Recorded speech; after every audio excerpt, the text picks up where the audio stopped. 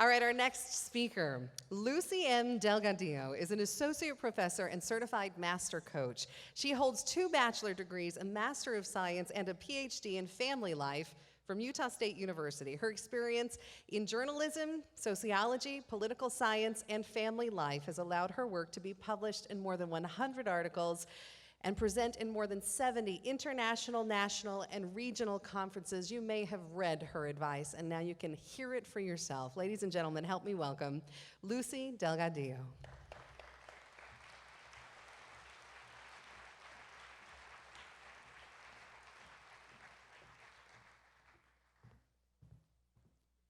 Thank you.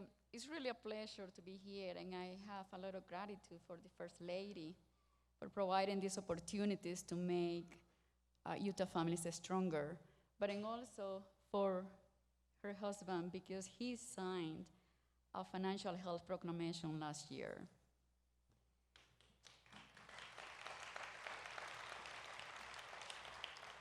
I would like to share with you a few thoughts about money conversations. And within the family unit, actually, this money conversation happen at 2 levels. One is at the internal conversations that we have about our own issues and biases and attitudes about money. And the other one is the way that we present our messages to our loved ones in the family unit. Thank you. That happened when you had the privilege of being so tall. There you go. That'll do it.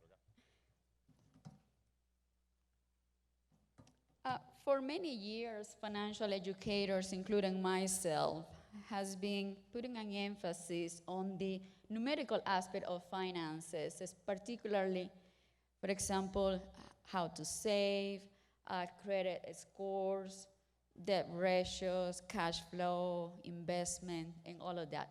And it is important, but another important part has to do with the internal finances, which is the emotional and relational aspect of money. And this is particularly the feelings that money evokes on us, the family socialization that we have in regard to money, the recognition of money biases, money script, and money distortions. Research has shown that our biggest money challenge are not just about the income that we have, but they are about those attitudes, those beliefs, and those feelings toward money. So money talks is basically a process and a destination. It's a process to understand and improve a relationship with money, and it's a destination to financial health. So let me walk you on a very simple way through this process so you can start improving your relationship with money. One is to create, the first step will be to create your baseline, where you are at in regard to your attitudes and feelings. Start out by asking your question, what does money mean to you? What does money mean to your partner? And then identify your money script that I will briefly talk later. And then set out your financial goal. So what does money mean to you? And what the research finds is there is no one answer. For some, money is freedom. For some other ones, money gives them a sense of tranquility, peace. For some other ones, money is power, status. For some other ones, money gives them a sense of control and a perfect balance. For a few, money, or when they think about finances, they might feel lost and insecure, and some of them might be underwater. So once you have identified the meanings that you ascribe to money, the next step will be to identify your money script. And money script are nothing more the unconscious belief of each of us have developed concerning money and life. Here you have a list of the 10 most common money script. More money will make things better. We hear that very, very often. But if you are not meeting your financial or your basic human needs, yes, you probably more money will make better. But once you reach an income level, money doesn't really make things better. Money is bad. Money is not neither good or bad. It's just a neutral tool. I don't deserve money. Perhaps you have been exposed, or you know someone, or you have heard on the news someone who have suddenly a lot of money through inheritance, maybe they won the lottery, just to learn that a couple years later they lost everything. They has to do with this money script. I don't deserve to spend money. There are other ones that are less fortunate. On the other hand, I deserve to spend money is basically an entitlement that a lot of people confuse. There will never be enough money. That can also lead to a life of deprivation, increased anxiety, and stress. There will always be enough money, can also lead you to a financial disaster. Money is money is as important as just it is any other resource that our family has. Money will give me meaning, if it is not there, money will not provide those intrinsic values, sense of belonging and love that we need in our life. It's not nice to talk about money. I have found that in the American culture, it is easier for couples to talk about sexual problems than actually to talk about money problems, because money is a taboo. How much money we make is a secret. If you are good, the universe will provide. Perhaps this erroneous belief is rooted in some religious tenet in which if God take care of the sparrow, why should I worry?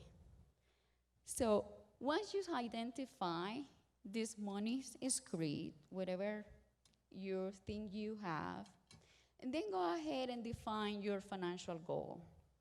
But in here, I just want to point out that it's not enough to say, I do have a financial goal. There needs to be engagement and ownership of those goals so they become relevant and meaningful in our life. So how these inner monologues and also our conversations are helping us. They are going to help yourself. They are going to help your significant other. They're also going to help your children. How? Simple. When a couple usually comes together, it is seldom the case that they will be, both of them, at the same point in the financial spectrum. So they will likely be sometime on the extremes of that spectrum. So it is good for each partner to understand both their own money attitudes and behavior, but also their partners. About 70% of Americans are either what we call the oversavers and overspenders. So the chances that we see couples in which one likes to save and the other one likes to spend is very high. Usually spenders have a very difficult time defining what their priorities are. Oversavers, on the other hand, they feel happy when they see that their numbers and their saving account on their investment accounts keep growing and growing. Another common pattern that I have come across in my research is the situation when there is within the same couple a money warrior and a money avoider. Money warriors feel the need to have control of their finances. They even spend a lot of energy in trying to visualize and being proactive. If I invest or if I make this money decision, what the consequences will be, what can go wrong. The money avoider will present a different behavior. The money avoider basically will be almost in a stage of denial. They don't want to talk about money. They don't want to see the bank statement. Sometimes they are clueless on how much money is coming in, how much money is going out, how much they owe. And do you think parents are stressed about money? They are. According to a research at the American Psychological Association, 77% of the parents report that money is a source of stress. 38% report that they have feel stressed all or most of the time. The last example of sometimes of these extreme money behaviors within the same family is the risk taker and the risk adverse couple. So the risk taker mentality will be that the greater the risk that I take, the greater the rate of return. And that might be right. The problem is that sometimes they discount that also a greater risk may also impose the greater losses. The risk adverse are usually overprotectors. Once they have, in this quest to protect their wealth, they might miss good opportunities to increase it. And it's very common to see it, for example, in financial planning. So people are investing very conservative because they are afraid of risk. So having said that, how a couple in which you have two persons on the extreme of the financial spectrum can really have healthy conversations about money? So I have presented here a few tips because we only have a few minutes, but hopefully they will help you to reach this kind of conversations that we want.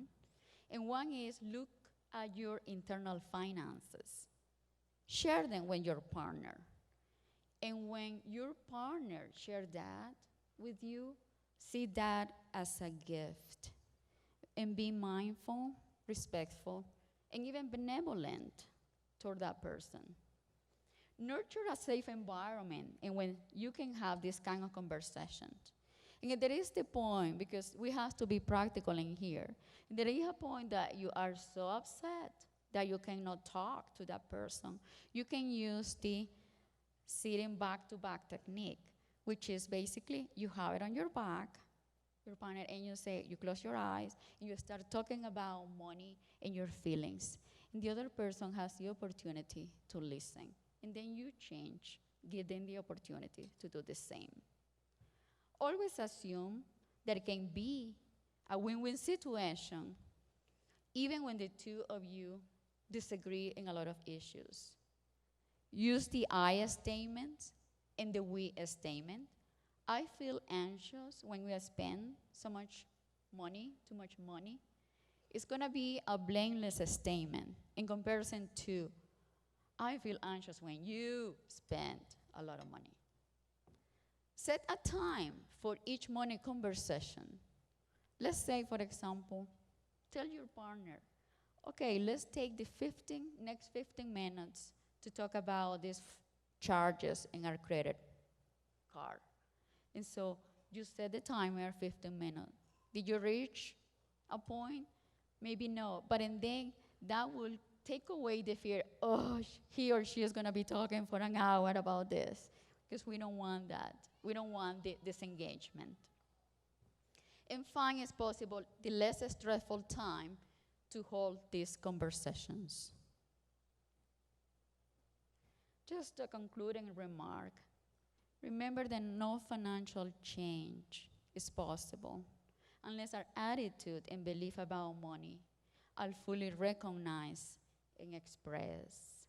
And I would like that this 2015 Uplift Family Parenting Conference bring to all of you an invitation to think and reflect about the financial aspect of your life, an invitation to be better informed about your own external as well as internal finances, and an invitation to foster dialogue about finances with the significant others.